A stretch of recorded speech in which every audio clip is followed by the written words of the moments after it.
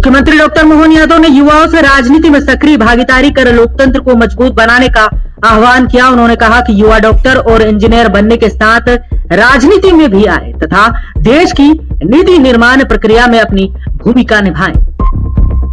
दरअसल मुख्यमंत्री डॉक्टर मोहन यादव गुरुवार को विधानसभा भवन स्थित विधान परिषद में आयोजित संसद यूथ पार्लियामेंट 2026 के उद्घाटन समारोह को संबोधित कर रहे थे।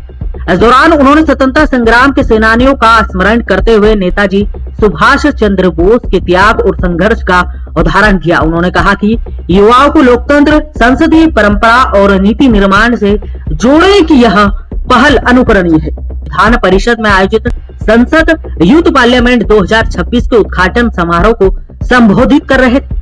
इस दौरान उन्होंने स्वतंत्रता संग्राम के सेनानियों का स्मरण करते हुए नेताजी सुभाष चंद्र बोस के त्याग और संघर्ष का उदाहरण दिया। उन्होंने कहा कि युवाओं को लोकतंत्र, संसदीय परंपरा और नीति निर्माण से जोड़ने की यह पहल अनुकरणीय है।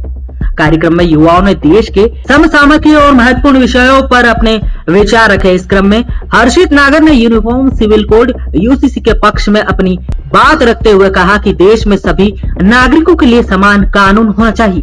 उन्होंने कहा कि कानून के स्तर पर किसी के साथ भेदभाव नहीं होना चाहिए तथा समान नागरिक अधिकारियों की दिशा में यूसीसी महत्वपूर्ण कदम साबित हो सकता है। हर्षित नागर ने कहा कि युवाओं को संविधान, लोकतंत्र और देश से जुड़े विषयों पर जागरूक होकर अपनी सक्रिय भूमिका निभाना चाहिए। उन्होंने यूनिफॉर्म सिविल कोड जैसे विषयों पर स्वस्थ और तथ्यपरक चर्चा को जरूरी बताते हुए कहा कि इससे समाज में कानून और नागरिक अधिकारों को लेकर व्यापक समझ विकसित होगी। इस मौके पर मुख्यमंत्री डॉक्टर मोहन यादव, विधानसभा अध्यक्ष नरेंद्र सिंह तोमर तथा दिलीप बिल्डकॉन के सीएमडी दिलीप सूर्यवंशी ने दीप प्रज्वलित कर संसद यूथ पार्लियामेंट 2026 का शुभारंभ किया। Bureau report, Dainik Avantika, Brahmastra. Honorable Chairperson, the foundation of UCC lies in our constitution itself. Article 44 clearly states, the state shall endeavor to secure for the citizen a uniform civil code throughout the territory of India. माननीय अध्यक्ष महोदय, इस संविधान का article 15 है जो नागरिकता के समान अधिकार की बात करता है। The religious freedom is fundamental, but it is not absolute. माननीय अध्यक्ष महोदय, यूसीसी का सबसे बड़ा उद्देश्य केवल समानता नहीं बल्कि जेंडर जस्टिस भी है।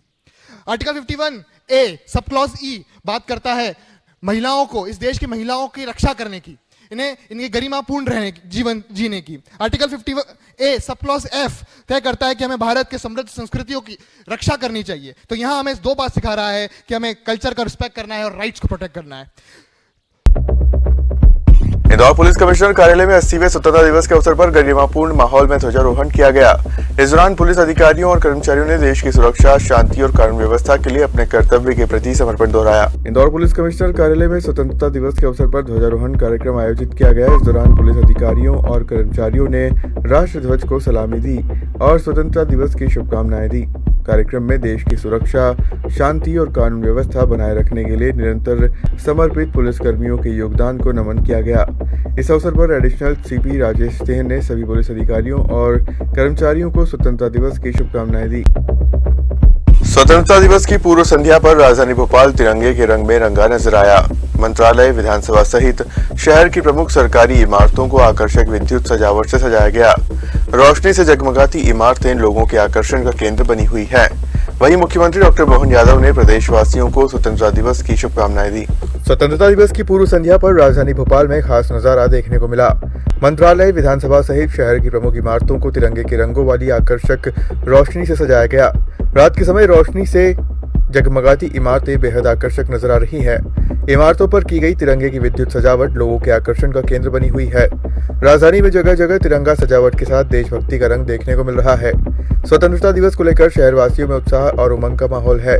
वहीं मुख्यमंत्री डॉक्टर मोहन यादव ने प्रदेशवासियों को स्वतंत्रता दिवस की शुभकामनाएं देते हुए देश और प्रदेश की प्रगति की कामना की।